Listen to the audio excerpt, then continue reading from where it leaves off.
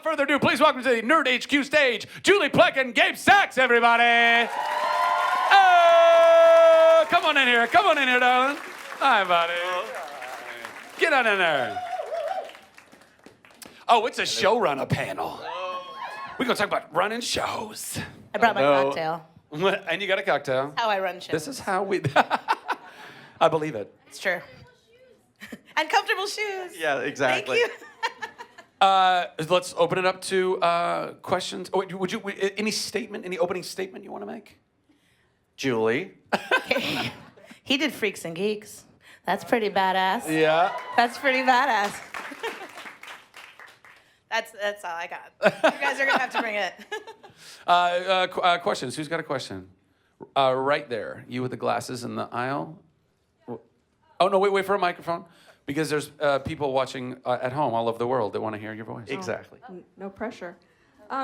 Julie, recently you had a sort of long series of tweets about contentiousness between different online. Do you think there's any hope? It just seems so common with couple fans of all kinds of shows. Is there any hope to get people to just like their shows and respect other fans' views? It's funny that you ask, and sorry, this is going to go on for a minute. No, go. This is my new soapbox, the hot Drop button some issue. knowledge on us. Drop it, Julie. I've actually, as a result of kind of what I've been seeing online and, stuff, it actually launched with a bunch of stuff getting directed at me. And I was like, hey, this is mean. And then I thought, and I feel like shit. And I really, really don't like this. And then I thought, well, what are these people saying to everybody else? And do they feel like shit like I feel like shit? And it just kind of got me mad. And I started thinking, well, what can I do? And I actually spoke to Twitter. I called them. I dialed 1-800-TWITTER. And I was like, yo, Twitter, what's up? And I had all these ideas of how to mobilize, this voice and say, how can we tell these people who are bullying other people that it's not okay?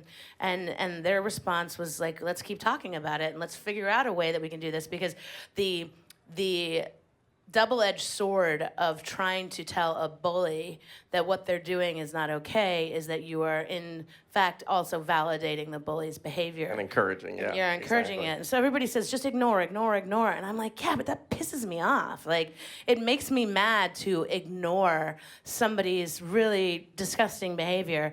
And so I'm in the process. I actually had an hour-long phone call with a therapist yesterday who specializes in treating kids that have been bullied in cyber. I'm on it. I just haven't figured out the answer, So I think that the takeaway of it all is somehow we have to figure out a way to express ourselves in that fun spirit of debate and in that passion of a fandom with kindness and respect. And I know that sounds really rainbows and puppy dogs and kumbaya, but it's so when you watch people interact with each other, just because one person likes one couple on a show and another person likes another, and people are throwing words around like racist and kill yourself and can I swear here? Why the fuck not? Exactly. And fuck off and die to a 12-year-old, It's all because of oh, you don't like that Bonnie and Damon are friends now. Well, you know what? Fuck off, And so I'm sorry that Elena left the show, but don't tell me I'm horrible. There's definitely there's just got to be a way. And look at me, I just bullied my own bulliers by telling them to go fuck themselves. You showed them. Clearly, I'm still learning. I don't know. I think that it's an ongoing conversation. I'm actually trying to do what I can about it to come up with a plan and then kind of bring the plan out to the social media universe and hope I don't get laughed off the stage. So, good question. Thank you for asking. Yeah, right down here. Wait for a microphone and go. Awesome. First off, Thor.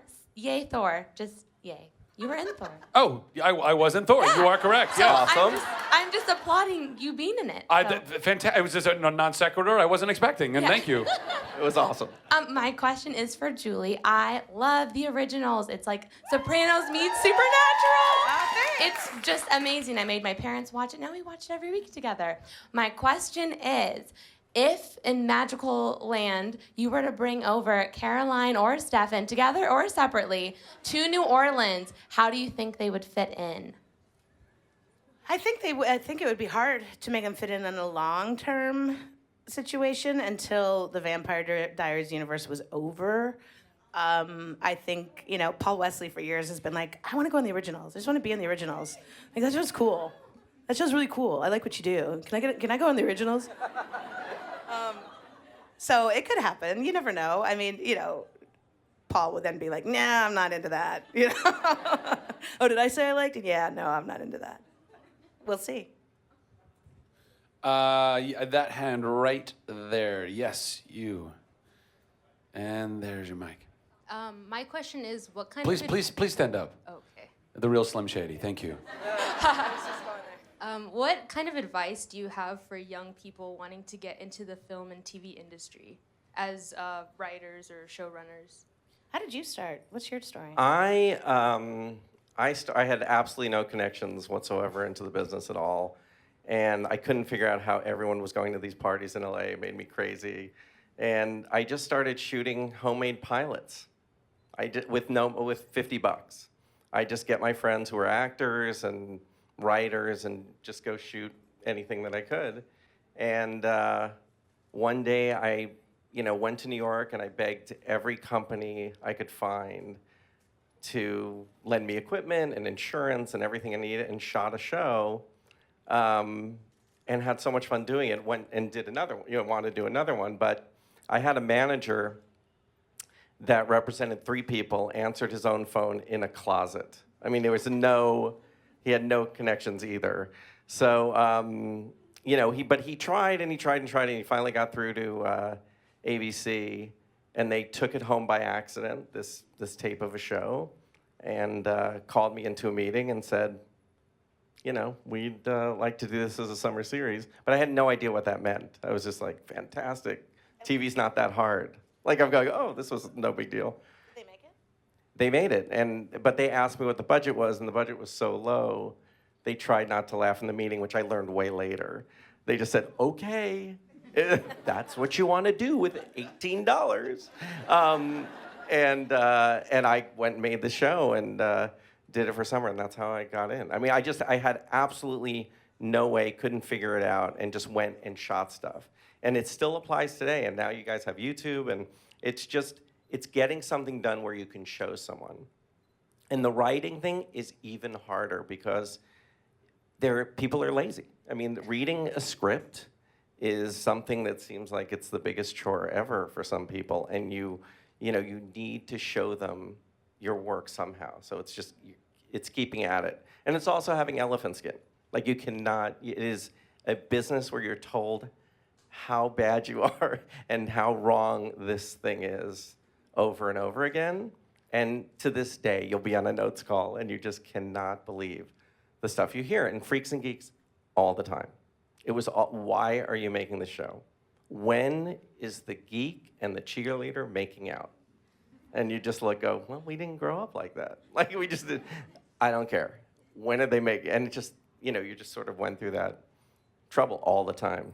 So you never had to start at the bottom of the staff writer hierarchy? Oh, no. We never did that. I went out and shot stuff. I was a PA. I did all that stuff, served coffee, got on a set, didn't know anything about it, but just sort of went there. I went to USC Film School, and during film school, I worked as much as I could in the industry, just anything. Yeah. Runner, anything. That's kind of, it's like, the joke is that the two hardest jobs to get in Hollywood is a bartending job and a writer's assistant position, because the bartending job and the writer's assistant position for actors and writers are the 2 jobs that kind of lead you to a space where you could, as a bartender, meet somebody, catch somebody's eye, serve a drink to an agent who's like, hey, you're cute, you want to be famous? And as a writer's assistant, that is the entree, that you sit, the job exists for you to sit in a room for 12 hours a day and take notes and shut up and don't speak and just take notes and hope that your willingness to do that without attitude and to be a gentle and a beautiful presence in that room will earn you the right to write a scene now and then, or become buddies with the writers, and then they'll read your script that you've been writing in your free time, which you don't have. And it's a favor-based business in a crazy way. So the barrier to entry in the writing universe is huge. huge. Absolutely. Which is why he's right, you know, especially with the digital age stuff now. It's like, just make little, like, that movie, was it Tangerine? Somebody made on their iPhone that's coming out this weekend? Write, make, post, watch, share. Succeed. Right. Yes. Oh, yeah, that's it. Yeah, in the back there. Hello. Hi. My question is for Julie. There's a lot of really strong feminist writing going on the CW right now, and I was just wondering how you guys on The Vampire Diaries and the originals try and incorporate that or keep that on your minds when you're writing your female characters. Well, I think, you know, we all consider ourselves to be feminists in our own way, and the Vampire Diaries and the originals, we're all a bunch of gloriously independent, fiercely strong, borderline obnoxious women who have a lot of opinions and really believe in making sure that our female characters are strong. And you know, the dialogue that comes up a lot, in especially reference to the Vampire Diaries, is that, you know, you could look at some of the relationships that our ingenues, our heroines, end up in, and call them almost the opposite of feminist relationships and toxic or self-destructive, and you know, and that's a conversation for another day and another panel. But what I really believe in as a woman, and who knows, maybe in 5 years, you know, my opinions will shift as well, is I like women who are flawed. I almost said fucked up, but flawed, you know. I like characters who are flawed. One of my favorite characters on television for the last decade is Meredith Grey, you know? And you meet Meredith, and she's like having sex with some dude she just met at the bar. She's a mess. She's all over the place. She's like practically bipolar. But that woman is one of the coolest, most layered, fascinating, intriguing women on television. And that's what I like. I like women who are like really good at certain things and really bad at other things, because that's what I am. You know, and I think that that's what human beings are, you know? So the idea that, you know, to be a good feminist writer and your female characters can only kick ass and can never be vulnerable and can never be weak or make bad decisions about the men in their lives or anything like that, I just don't find that to be an accurate portrayal of what it is to be a woman in this world. So I tend to like to go for the more, you know, roundabout way of promoting strength and fierceness. What's it like writing for women as a man, trying to be a feminist? What was that? I think, you know, we've been very lucky. We've had staffs that are, you know, pretty much 50-50 in the room. And when there's a character that, you know, Jeff and I are working on, we will always bring someone else in. I mean, we're not going to go, we know how to write that character. And we try to have everyone bring stuff from their lives. That's the other thing for starting and writing or producing or anything, is write something. You're going to have a personal story that's going to be different than anyone else's. So you write from that place, and you will create very unique characters. It's something we always go to, is like, well, you know, when you're first starting out, you're chasing what's the trend, and when you meet with networks, they always go, okay, they're looking for blue skies right now. You have no idea what that means, but they're sort of giving you ideas of what they want you to do, and you're chasing it. Going, okay, they want to do a wedding show. We got to figure out what's that backdrop that has a wedding, and you realize that you really, the more you just write stuff that you really believe in, and that's sort of from your heart, it just will make everything much, much easier. Yeah, I think like Amy Schumer sort of in some people's minds stepped in it this week, where she made some off-color joke. I don't know what the joke was. I didn't read the story, but like some people were like, "You go, Amy Schumer. You speak your mind, and you be funny, and comedy is comedy, and like be bold." And other people were like, "You're obnoxious, and you shouldn't speak like that." And the interesting thing about writing is that, you know, the society's language and message shifts generationally. You know, I mean, in my day, you know, when you're 20 and you want to write something funny, you're like, oh, that little slut, you know, and then like now you write slut in any connotation and you're getting killed. And so it's like that, it's like you're saying like, oh, grandpa, how could you say that? Like now we're grandpa, you know? So it's about writing what you know and writing what you believe in, but also trying to at least have a sensitivity to the sort of the cultural shifts and what people perceive as, you know, inappropriate or hot button issues, just to make sure you accidentally aren't completely offending somebody. Do you think that people are too sensitive, though?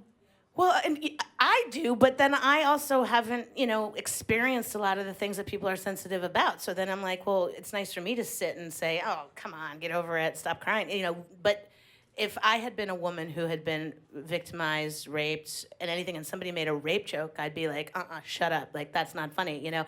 And so I think that it's a little bit of to each their own. You know, if what you are saying is hurtful to someone and is offensive to someone, unless you are an artist, a creator that your brand is to hit those buttons, sometimes I think it's a little bit easier to just to say, hey, look, I don't want to hurt your feelings by what I'm doing here. Yeah, I mean, there are certain topics that I think I always find surprising that people find that they go to the place of joking about, because I'm always like, geez, that's gnarly.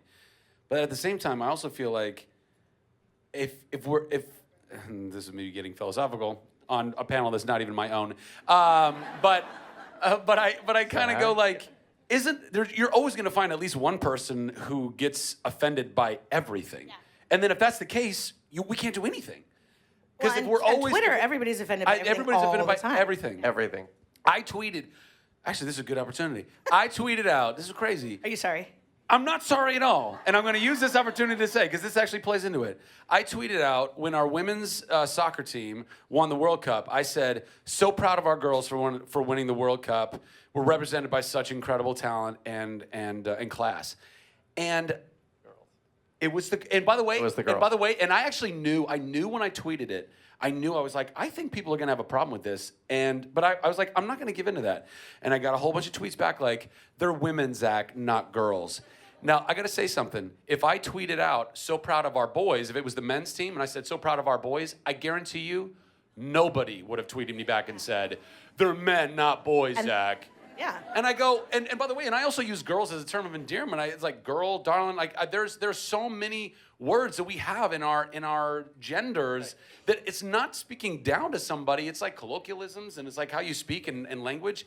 And honestly, like, I almost went on a fucking tirade. I was like, let me tell you something. As I'm spitting in the front row, I'm so apologies. It's like a Gallagher show, but instead of watermelon, it's my spit. But this is exactly what I'm talking about. I was like, I can't believe that you would be offended, and also I guess there was a part of me that was like, if you follow me on Twitter, you gotta know, like, I'm not a disrespectful person. That's like just a term of endearment or whatever. But people they want to get so sensitive about stuff then I wonder is because they feel like, well, that's my fight. It's like, well, maybe that's not your fight. I don't know. Yeah. I don't know. I'm ranting. It's funny because I was on a Twitter situation. I follow this this woman who is very, very, very actively involved in like Black Lives Matter and that whole movement. And when Bree took the flag down the other week, she said, "Let it be clear to everyone that it was a Black woman who did this." And I was like, "Yeah, all right." And then I swear to God, the next day when they put the poster of the dancer for the American Ballet Company up and said first Black female, head of the American Ballet Company, everyone's like, why do you have to say she's a Black woman? Why can't you just say she's a woman? And I'm like, I don't know how to navigate that. And that's when you start to feel like, oh God, anything. Yeah, you're not going to win, right? It feels like, and also you're dealing with. Doing a show, you're dealing with broadcast standards. Oh, Lord. So. No, that you. Oh, Lord. So in addition to Twitter and social media and stuff like that, you're also dealing with the people that send you everything you write is wrong. There's something you're saying that you have no idea. And what you do is you overwrite and you write things that you know will get killed, and you just see what would happen. And some things they don't get, which is the best. Which is absolutely the best. We can chop off heads. We can rip hearts out. We can have pencils plunged into the neck. But if somebody says "geez," like G's. They like, could you please, we don't like to use Jesus' name in any form, even the short form, so could you please sub out G's? And I'm like, some guy just got a pencil gouged into his eyeball. And that's cool. You're cool with that. Okay. All right. So change the word cheese, I suppose. You should just use cheese and rice. I know a lot of people use that. Cheese and rice. Exactly. I like that. You know some of these people. Yeah, you used it. Oh, dear Lord. Next question. Yes, right here in the front. Let's run it down. Come on, Brad. Come on. We got it. Do I have to stand up? You can stand. You can stand. I'll stand. Well, let's switch to a happier note, I guess. Let's do that. First off, You know. First off, I love Freaks and Geeks. Like, that was awesome. It was a great show. Great time with that. But I was actually wondering, like, on Vampire Diaries with the whole, like, doppelganger, like, storylines and stuff, like, that would have been super easy to fuck up. Like, with the whole, like, I mean, you have, like, the same people paying, like, 4 different characters, it seemed like all the time. But it actually worked really well, which I was impressed with. So thank you guys for doing such a good one. But I was wondering if it ever got confusing, like, when you were, like, trying to create it, or, like, on set, when you have, like, you're trying to make the same characters, like, okay, go change and be like Catherine now, and okay, hurry back and change. And did that ever get confusing, Yeah. like, on the set for Yeah. both you guys and the actors? No, it was horrible. I mean, it's funny because, like, Catherine Pierce is one of the greatest characters of Vampire Diaries of all time. Quite possibly my favorite character, and the problem is that we burnt out Nina so badly in season 2 because we were just like, what's the big deal? You're playing 2 characters. Like, people do it on soap operas all the time. Get over it. And then we didn't realize it's like, not only is she breaking down her script from 2 separate points of view. So she has, like, the homework that she's doing for Elena. She has the homework that she's doing for Catherine. She's making clear, like, pointed choices for each character.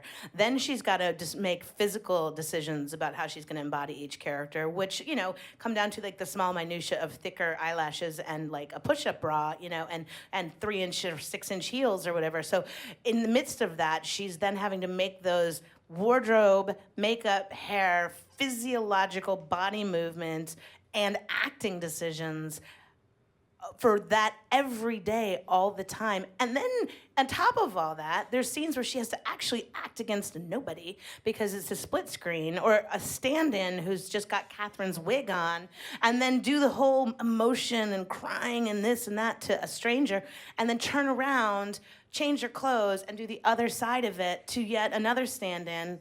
I mean, have you ever done that? Have you ever played that's like a twin? I do it all the time. No, I've always wanted to, though. I've always wanted to. I actually think I don't know. I think it's a really cool challenge. It's really fun. I mean, and then I look at somebody like Tatiana Maslany and I go, she's Louise, like, Amazing. I can't even. I guarantee you that girl will take 10 years off from working when that show gets canceled. Yeah, because she's working for 5 people. How many characters? Not 10. Let's make a decision. How many is that? 9? Do I hear 9? 9. That's what I meant to say when I said 5. Yeah. Do I hear a 9er in there? Yeah, it's crazy. She's working for 9 people. Yeah, but I'd like to. I think it'd be really fun to do that kind of I think stuff. it's like, as an actor, it's a spectacular challenge. In production, it's difficult because you're kind of shooting things twice, and making, like, hour-and-a-half makeup changes in the middle of the day. For Nina, I mean, as a storyteller, the bummer was because it was so complicated and so exhausting, we had to kind of, like, put the brakes on Catherine Pierce for a while, and then ultimately we had to say goodbye to Catherine Pierce, and that's the bummer, As a storyteller, you're like, oh, the best character in the whole world, blah. But there's storytelling, and then there's humanity, and we do torture our actors plenty, and so every now and then you just gotta, like, be a little bit compassionate to their quality of life. In the back, in the way back there. I see you. Hi, Julie. I'm Daphne. I flew in from Singapore to see you. Hey. Hi. Basically, I'm a huge fan of the Vampire Diaries, and I personally adore the way that you put Elena to rest. It was fantastic. I was also just wondering, like, what was your process for deciding that? And did you have any other ideas about how you wanted to sort of end her character? No, that was kind of always the girl I was just talking about just left the show after her contract came up, and she's the lead, so you got to write out the lead of your show and be like, hey, we're still going, you know. But it's just fun. So it's super fun. What next? It's really easy. It's really easy. But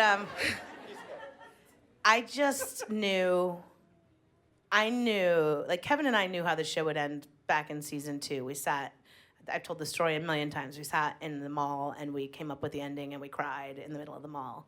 And then of course the show like shifted and changed and went on, and then Nina decided to get on with her life, you know, all the power to her. And so everything kind of you have to roll with that as a writer. But from the beginning, like the thing that was the most critical in that was that Elena would not die. You don't, like Elena Gilbert as the beating heart and soul, you know, the root of the show, even if she's not on camera, even if she's not there in the room, is like, you cannot make that girl die. Yeah, she became a vampire, but you know, dead.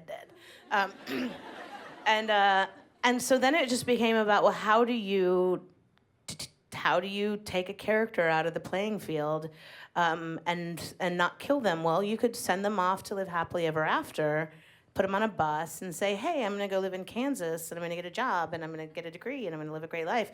But where we were with her relationship with the Damon character at the time was there was no way anybody was going to buy that. You know, that she's just like, I'm going to go, I choose me, you know, like that's it just wasn't going to happen. And to force that and to say, forget everything about, like, not just the Damon relationship, the love triangle and her friendship with everybody. She's just going to go start a new life, you know? Just couldn't do it. And so the solution we came up with was, we had different versions of it. We call it the Sleeping Beauty spell, you know, for lack of anything more original. But that felt right. It felt poetic. It felt fairy tale-esque. It felt sweet and sad and it keeps her alive in our universe and keeps something for, like, you know, the Damon character to hope for, but also lets our characters move on and live their lives and not have to spend like this, you know, next year and a half of their show lives mourning the loss of this person. They can, at her wish, get on with their lives and be happy. So we felt good about it. I know a lot of people loved it, and I know some people are just still pissed, but you know, that's okay. We'll all move forward. You're right over there. So I'm going to take a different direction very quickly. Indulge me. Just kind of a personal question. So as writers, finding your voice usually comes from being avid readers. And I know at this point in your life probably don't have a lot of time for that. But I was wondering what you guys actually like to read and what other type of voices in like television or film that you really enjoy outside of what you actually do. It's such a great question, but it's you know, especially with television, you know, it's a lot of cable. You know, it's you know, the Breaking Bad, the Game of Thrones, you know, all those shows that you want to sort of learn from. You follow, also often you follow like great writers that you enjoy, you know, features as well. It's sort of just finding those personal voices, because those are the shows that really stick, and they, you know, you just, it's fascinating. Like, it's really, you know, great. Book-wise, it's so hard. You're like reading books usually for projects, you know, for films or something like that, but we just don't, you know, I heard the whole thing with Albuquerque.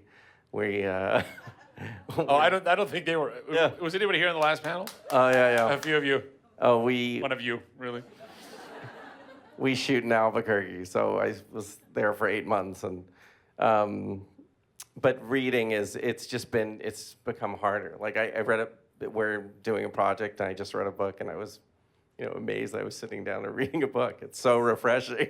Every time I open a book, I want to actually like weep tears of joy, because you get so busy, and you know, especially doing 22, like you know, you don't read books when you're doing 22 episodes of television, when you're at least running 22 episodes of television until you get a vacation. And by the time you get to that point, when you get your vacation, your brain is dead. You are empty. You can't find a word. You cannot speak a word that has more than 3 syllables. You forget that like the English language fills the dictionary that wide, and you reverted to like the 10 words that you remember. As a writer, you get stale. Like I always say, like I have no words left in my brain. I have no ideas left in my head, and I need to go get inspired and stimulated by somebody else's work. So for me specifically, I read a shit ton of YA. Really good YA, like Karina McKenzie's here. She's a staff writer or a story editor on the originals, and she is one of my go-to young adult suggesters, like Jandy Nelson, and that's how I found out about John Green and all his books. And The Hunger Games back in the day, I'm pretty sure came from her. So, excuse me, I read a lot of that, and then on TV, I'm like you, like. Anything that I look at, I'm like, I could never do that. That is so good. Like The Leftovers. Always, absolutely. You're just going, wow. Yeah. Like just. Mr. Robot, I just started. I'm obsessed with Mr. Robot because I'm like, I could never write Mr. Robot. There's nothing about it that I could do, and therefore I can stare at this team in awe and just be so thrilled by it. And you're also reading so much. I mean, you're reading scripts. We're rewriting scripts. You're sort of doing that, and by the time you sit down with the book, you're just like, oh, I get to read a book, and then you're out. You're asleep in 2 seconds. This is the greatest thing ever. I will say, though, if I'm going to give a shout-out to good fiction, anything by Jonathan Franzen, anything. I think he's only written, actually, 2 books, but both of them. Those 2. And The Goldfinch by Don Tartt. The Goldfinch is spectacular, absolutely spectacular, and it's a very deep, fancy book, and yet has this strange, almost young adult kind of flavor to it that makes it magnificent. So read that. Right here. Straight down here. Oh, he's running. It's coming. Oh, hi, how are you? Hello. My question is about Demon. Now that Elena's out of the picture, are we going to see him go back to his badass ways? Remember how we started this day talking about like Twitter can get really mean and people can get really mad at me? No, Damon is going to be committed to the next 60 years of his life, you know, like he did with Catherine. He's going to say, I'm going to hold out, I'm going to wait for my girl. He is going to be very temperamental as a result and will, in his great Damon ways, you know, have his ups and his downs and his hilarious incidents and his not so hilarious incidents. He's a guy who lost the love of his life, so who's committed to waiting for her. So, you know, imagine that, you know, and that'll evolve over, you know, upcoming seasons as well. Like, what does that mean? How do you define that? But I think Ian certainly will have a lot more fun this year too, being bad. At this point, how much is the network getting involved? The network like, I'm always curious with the lead character and. Every year I think, oh, this is going to be the year that's so easy, right? It's like, you know, last year it was like season 6, like, stop calling me, you know? And then the first like 3 scripts of last year, they were like, well, we have all these questions and all these issues. I'm like, shut up, you know? Like, stop asking them. It'll be fine. Like, it's going to be fine, you know? And this year, because it's Nina's year, you know, the first year without Nina, everybody's on the notes calls, like, just making sure it's going to work out. And so it's always that first, like, 3 or 4 episodes where you're like, we got this. It's fine. And then it just becomes about, like, reset and logic and, you know, and character wants and drives and that sort of, like, checklist kind of development stuff. But Right. I mean, and you have to understand that the majority of people that are telling you and giving you these notes have never held a camera, have never told a story, never written a short story. I mean, some have produced, but it's sort of you're continually convincing them that it's going to be okay. That's sort of, it's going to work out. And it becomes a thing about trust, you know? I mean, I'm now on my 4th show for this network, but 3rd that's on the air at the same time. And they gave me a note the other day, and I said, I'm going to disagree with, I never disagree. I'm actually like one of the nicest note receivers in all of Hollywood. But I'm like, I got to disagree. And I said, and you guys might be right, But I see this so clearly that you have to let me get it wrong and then realize it's wrong. Like, you can't force me out of this. Like, I really, really, really believe in what we're doing here. And if I look at it and I realize, oh God, you were right, I will fix it. You know, because I will know that I made a mistake, but I know how to fix things too. So you got to back off. And they were like, we trust you. Like, go, do it. And I was like, really? But that's, at its most effective, that's the most symbiotic a relationship can be between creatives and their bosses. It's just hard to get there. And you also, I mean, on top of all of that, you know, you get things like, I don't know about his hair. Oh, Lord. You know what? That color, that's just not going to work. And they will go on. There were some shows that the network president said that that the door handles on the kitchen were not right, which had nothing to do with the story. But that was a note. And you ask, well, where'd that come from? They go, look, it came from high up. That's all we can tell you. High up. High up. But were they right? They were right. They were really shitty They door were handles. shitty door handles, guys. I didn't say they weren't right.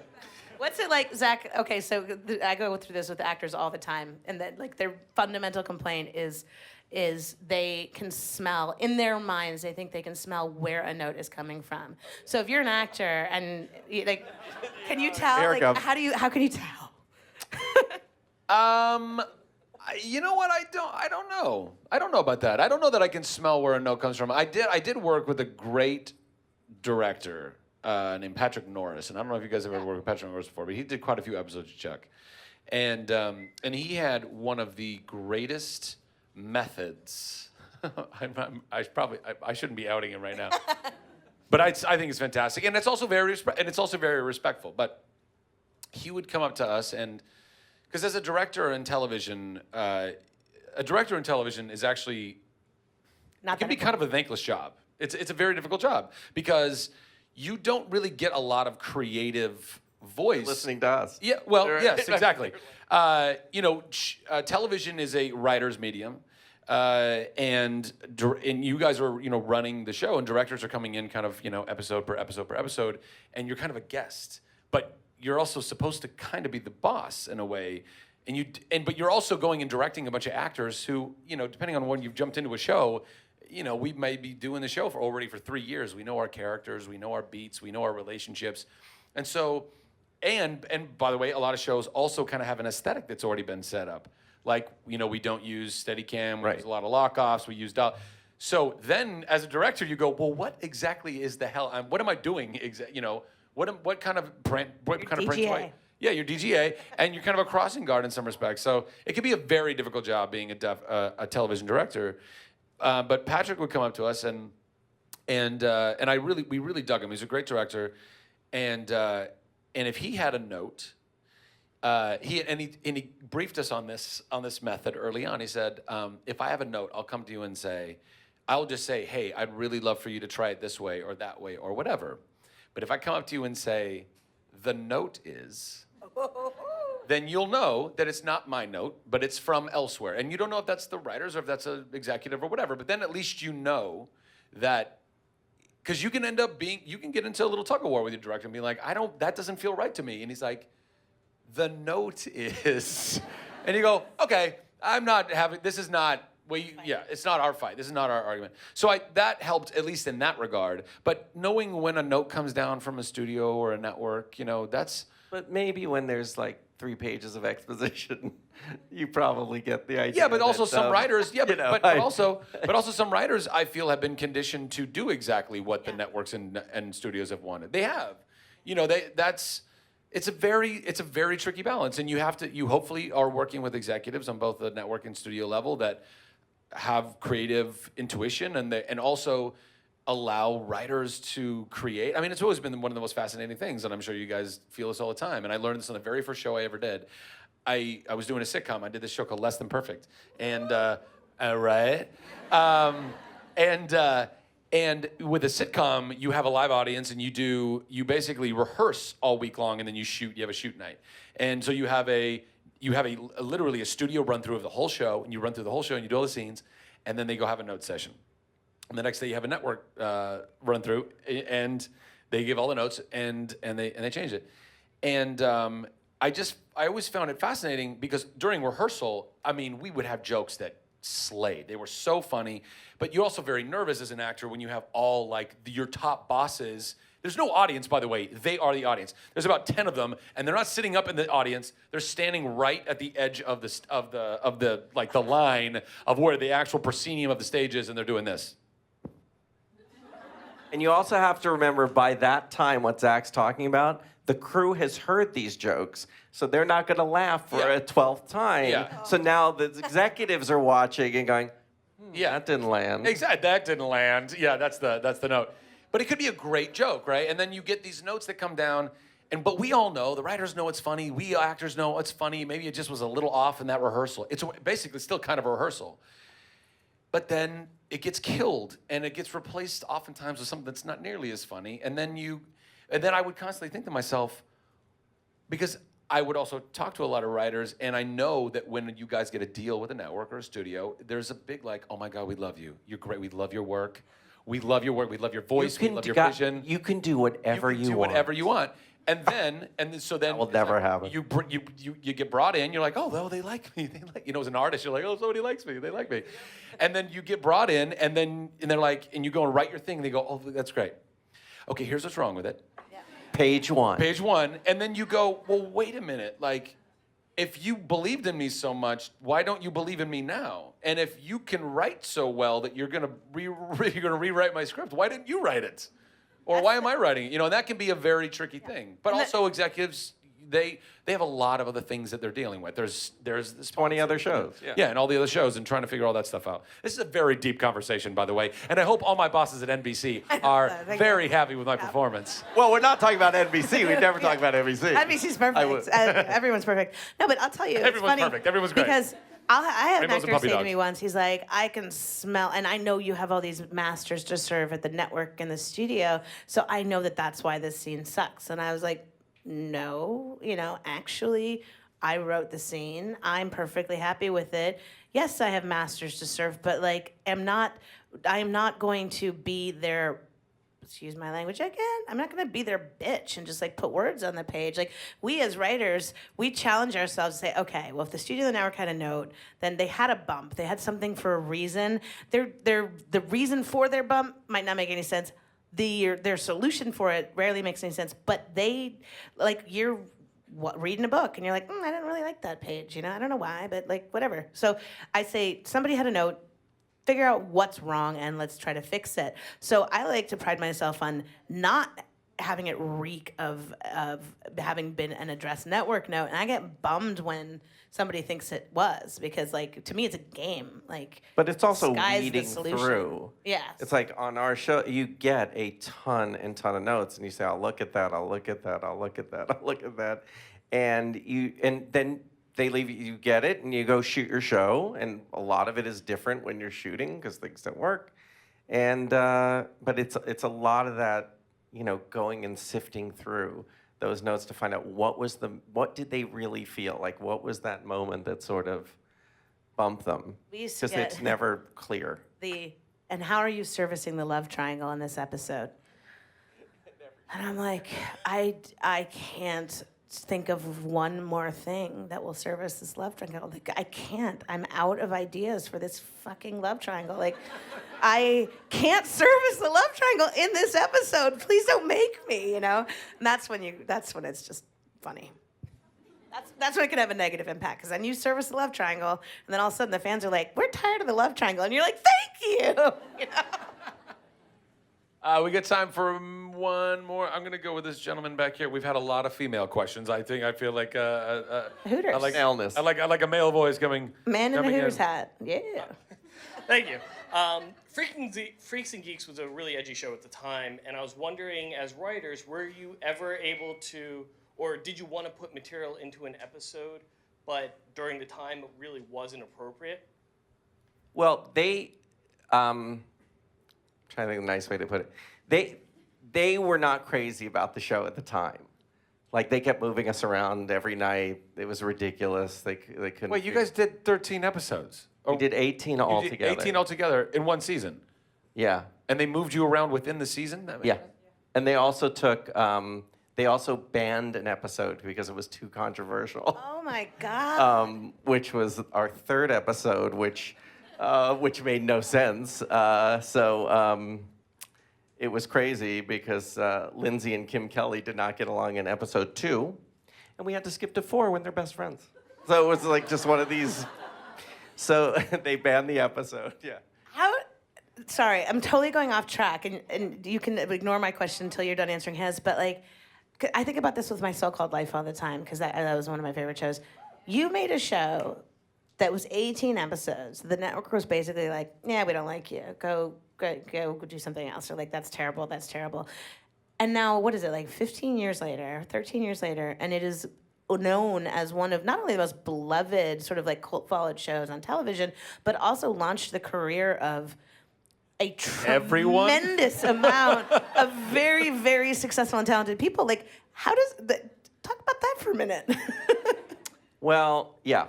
They and do you get residuals on their now success? It's so funny, and you run into, and everyone's still the same. Like you're just the same personalities and stuff like that.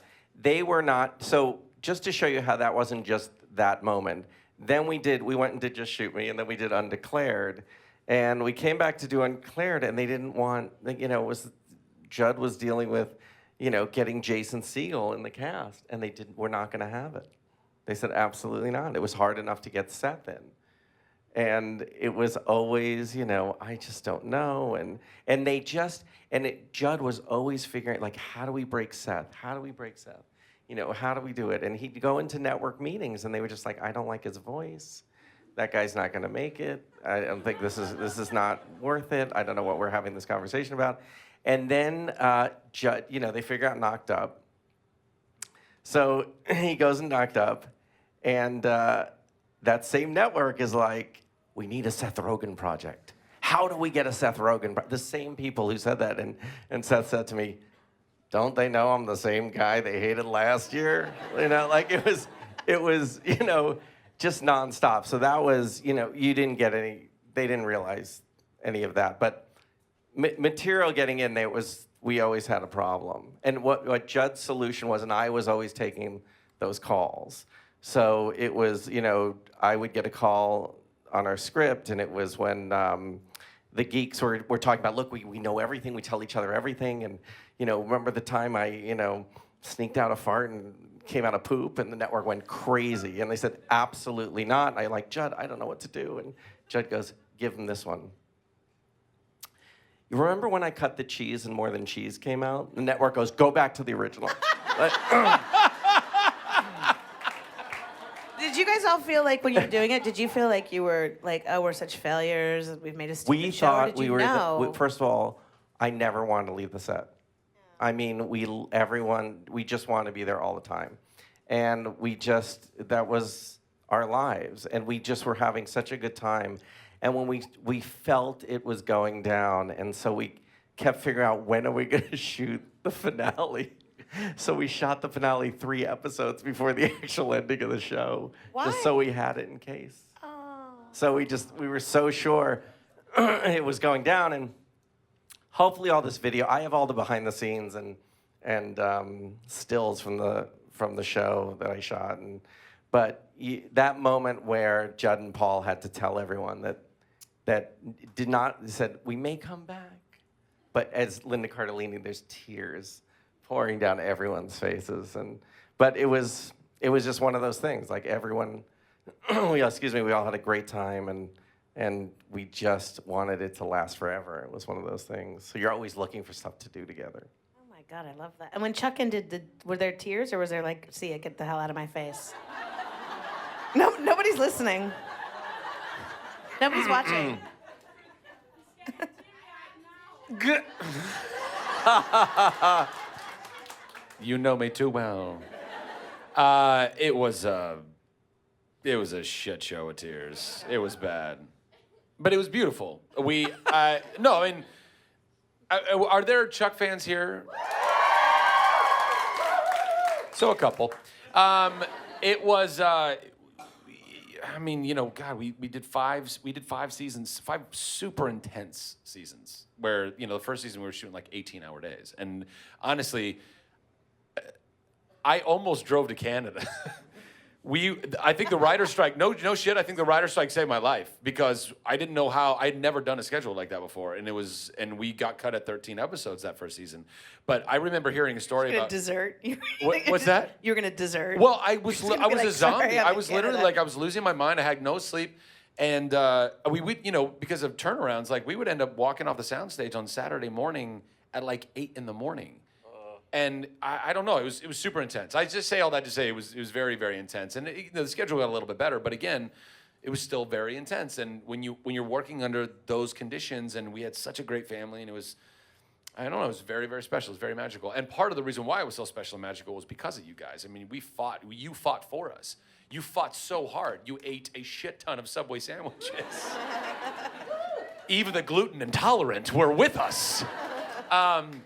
And that was, I don't know, it's like, you can't, I don't know, I sometimes fear that I'll never do another show as special because it was that special. So by the time we got to the end of it, and I was saying my goodbyes to everybody in those last, because we knew I was literally saying goodbye to them, and I was really crying, and it was really hard, but. That pilot, do you remember that pilot? Yeah. That pilot was one of the best pilots. I remember because we've known each other a long time. We have known each other a long time. Yeah, we've known each other a long time, and I saw that pilot, and I was like, this kills. Yeah. I mean, I loved it. I was just like, you know. I actually auditioned for Undeclared. I did. Right. And you didn't hire me, so thanks. No. Ladies and gentlemen, Gabe Sachs and Julie Plec!